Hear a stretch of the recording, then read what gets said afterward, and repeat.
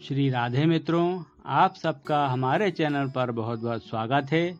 मित्रों, मैं आज आपको मृत्यु जीवन का एक आखिरी सत्य की ज्ञानवर्धक प्रेरणादायी कहानी सुनाने जा रहा हूँ। कहानी में मेरे साथ अंत तक बने रहिएगा। प्राचीन समय की बात है। कौशाम्बी नगर में एक नगर सेठ रहा करते थे।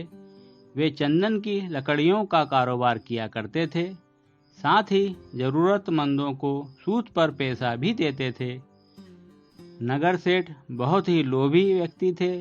उन्हें जीवन में सिर्फ धन की ही लालसा बनी रहती थी। धन के सिवा उन्हें जीवन में सब कुछ व्यर्थ सा लगता था। सेठ जी अपने कारोबार को बढ़ाने व फायदा कमाने के लिए कुछ भी करने के लिए तैयार हो जाते थे।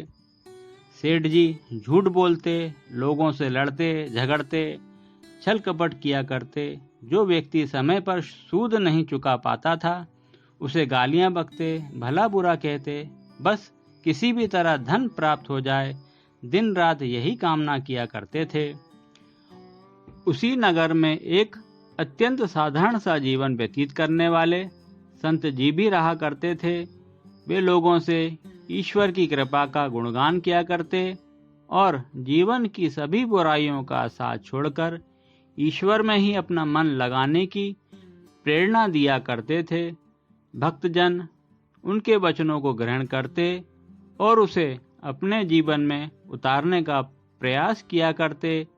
इस प्रकार सादा जीवन व उच्च विचार संत जी के अनुयायियों की संख्या नगर में निरंतर बढ़ती जा रही थी। संत जी की ख्याति सुनकर नगर सेठ भी एक दिन संत जी से मिलने उनकी कुटिया पर पहुंचे। सेठ जी को संत जी की ईश्वर के प्रति भक्ति, निश्चल व्यवहार व सबके प्रति उनकी आत्मीयता देखकर बड़ा ही आश्चर्य हुआ। वे मन ही मन सोचने लगे, ऐसे कैसे कोई व्यक्ति इतना निश्चल, शांत चित्त, मृदुभाषी व संयमी हो सकता है। थोड़ी देर मौन रहने के बाद सेठ जी ने संत जी से पूछा, आप इतनी निश्चलता पूर्वक कैसे रहते हैं? इस फकीरी में भी आपके आनंद का क्या राज है? क्या आपके मन में धन को प्राप्त करने की कभी लालसा नहीं होती? बताइए। सेठ जी की ये बातें सुन संत जी आंखें बंद कर थोड़ी देर मौन रहने के बाद बोले, आप तो बस 10 दिनों में ही मृत्यु को प्राप्त होने वाले हैं, फिर यह राज जानकर क्या करोगे? यह सुनकर मानो सेठ जी के पैर के नीचे से जमीन खिसक गई हो। वे भय से कांप उठे। मृत्यु को करीब जानकर उनकी समस्त विषय वासनाएं समाप्त हो गईं। उसे अपने जीवन के समस्त छल कपट, झूठ, गाली बकना, मारना पीटना याद आने लगा और यह सब याद कर उसे अपने आप से घृणा सी होने लगी थी। जब वह संत जी के यहाँ से वापस घर लौटा तो सबके प्रति उसका व्यवहार एकदम बदल सा गया था। अब वह सभी से प्रेम पूर्वक बर्ताव करता, मधुर वचन बोलता और हमेशा ही ईश्वर के चिंतन में खोया रहता। युगल सरकार, श्रीमती राधा रानी व कृष्ण जी में अपना चित्त लगाए रहता। जैसे जैसे दिन बीत रहे थे, वैसे वैसे वह ईश्वर भक्ति में डूबता ही जा रहा था। संत जी द्वारा बताए गए अंतिम दिन जब वह युगल सरकार के ध्यान में खोया हुआ मृत्यु की प्रतीक्षा कर रहा था, उसी समय संत जी उसके पास पहुंचे और कहा, सेठ जी, अब आपको पता चल गया होगा कि मेरा व्यवहार इतना निश्चल क्यों है, मुझे फकीरी में भी आनंद क्यों मिलता है और जीवन में मुझे धन की लालसा क्यों नहीं है।